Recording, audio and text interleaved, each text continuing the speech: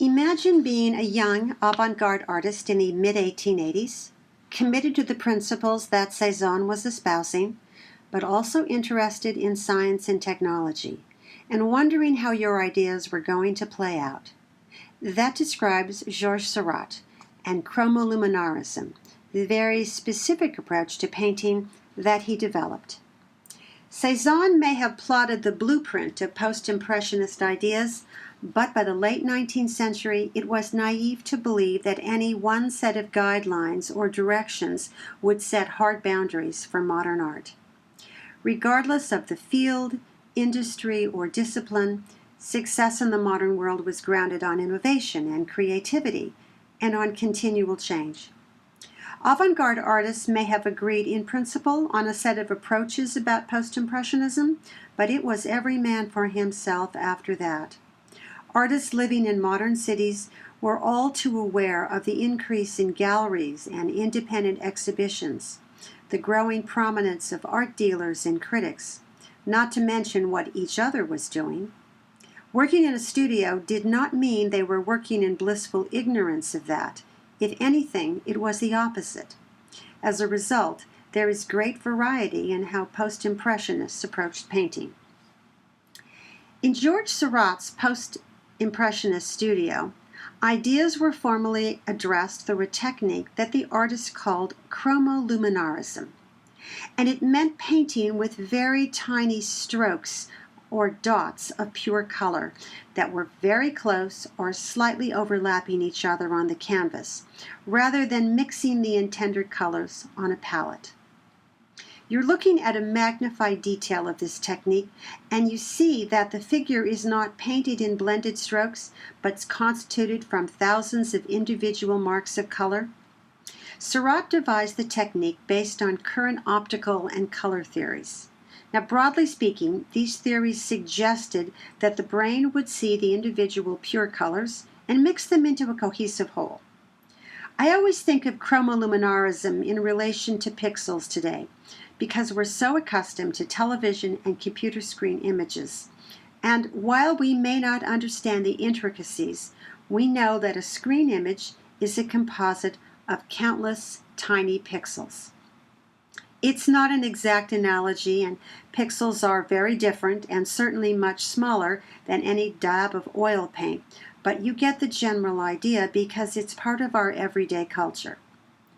This was an ambitious leap in the late 19th century, and Seurat hoped that this technique would create a painting that was structured both visually and theoretically, that meshed with modern scientific optical advances and new color theory, and would result in a high degree of luminosity, that glowing, luscious effect that an oil painting demonstrates.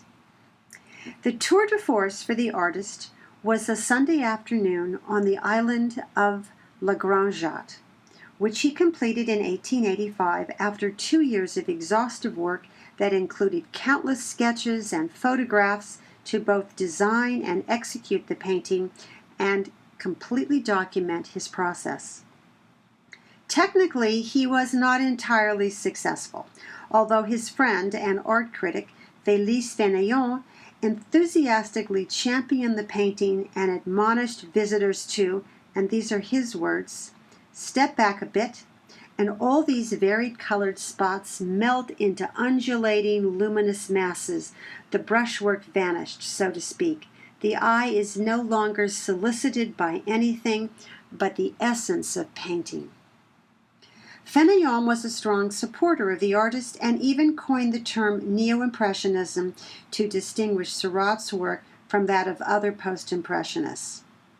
Other critics were not as favorably impressed, though, with the techniques or the results, and they pointed out that several sections of the painting looked flat and dusty, definitely not luminous.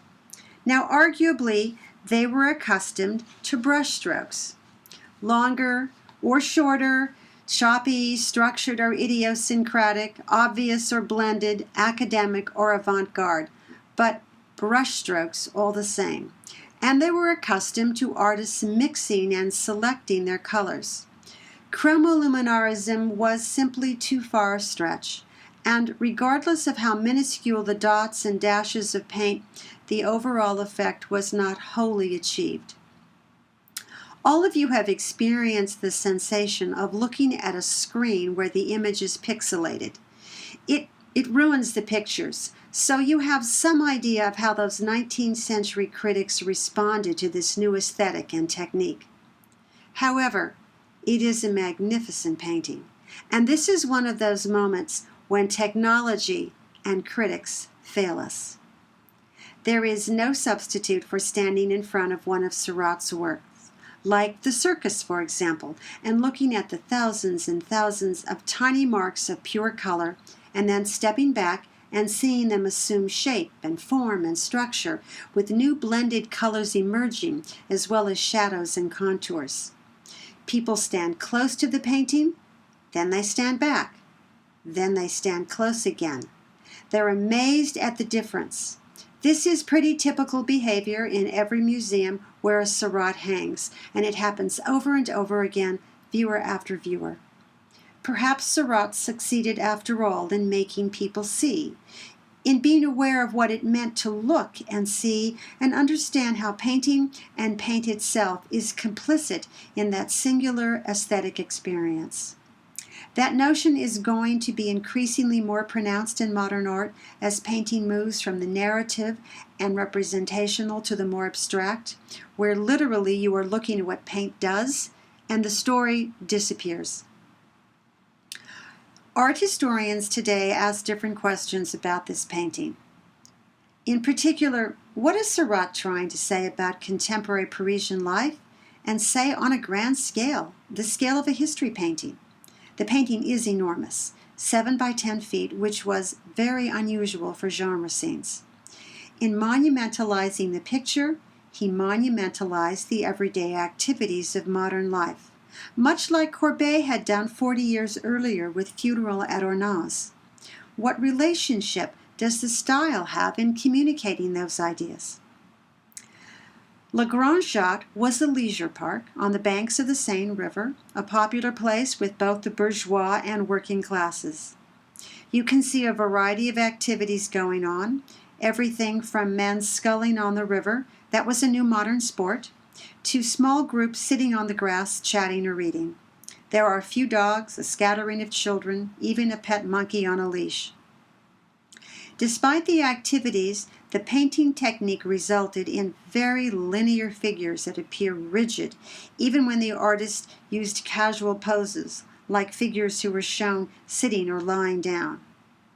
Actually, no one looks very relaxed, even the figures who are sitting on the grass, although in the case of the women, that is partly because they are all wearing corsets. This gave them the desired fashionable shape, but meant that their torsos were very rigid. It's leisure, but no one looks as though they're having fun, with the exception of that single little girl who is shown skipping. Facial expressions are hard to make out, but remember, this is supposed to be a somewhat panoramic view, an unfolding narrative of leisure life. Many of the figures are shown in profile, and while that is a conventional ennobling practice, it does create a sense of distance between the viewer and the figures. This highly structured and rather complex representation of a large group of people supposed to be having a good time may very well be the artist's interpretation of class distinctions and the alienation of modern Parisian life. Seurat may be commenting on the inevitable distances that strangers put between themselves in public places, on the solemnity of Sunday afternoon excursions. After all, the Parisians were still a very proper society. And on the class codes that remain present in clothing, poses, and gestures. It does, however, offer a startling contrast to the very relaxed figures from the way that Impressionists like Renoir painted the public at leisure just 20 years earlier. Remarkably, for an approach that did not generate a legion of devotees, the painting and its critique of leisure has become iconic. From cartoons to sculpture and topiary installations to, most recently, a parody that links a popular television series, The Office, Seurat's post-impressionist interpretation of Parisian life is alive and well and influential in the 21st century. This is one case where the form and content generated a critique whose issues are still valid over a century later. Very few artists adopted Seurat's technique, and those that did, Paul Signac in particular, made adjustments. His painting of the Papal Palace at Avignon and the Grand Canal in Venice are good examples.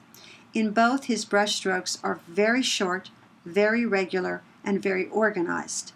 They are set close to each other or they overlap slightly. This was important since the choice of pure color was made in relation to how the eye would mix it, and it made a difference what other colors were close by. The subjects he chose lend themselves well to this technique. These are large structures which need little detail beyond their iconic shapes. What detail there is, even in the gondoliers and passengers, is accomplished through short strokes of pigment that suggest rather than explain. The expanse of water and sky set up the expectations for a mix of colors, especially since he opted for sunsets, which viewers would have associated with emerging shadows as well as brilliant color changes. Now clearly he was influenced by earlier Impressionist work, and until the mid-1880s and his association with Seurat, his style was considerably different. After that, he was committed to Chromoluminarism, although today the term pointillism is most often used in relation to his works. Seurat died very young, only 6 years after he finished the Grande painting. He was only 31, and while he left a body of work behind that has a sound place in the canon of modern art and space in every modern art textbook, we are still dealing with the work of a young artist, and in his case, with an interest in reconciling emerging science and art. It seems highly probable that he would have continued this avenue of exploration, and certainly there would have been refinements and changes in his painting.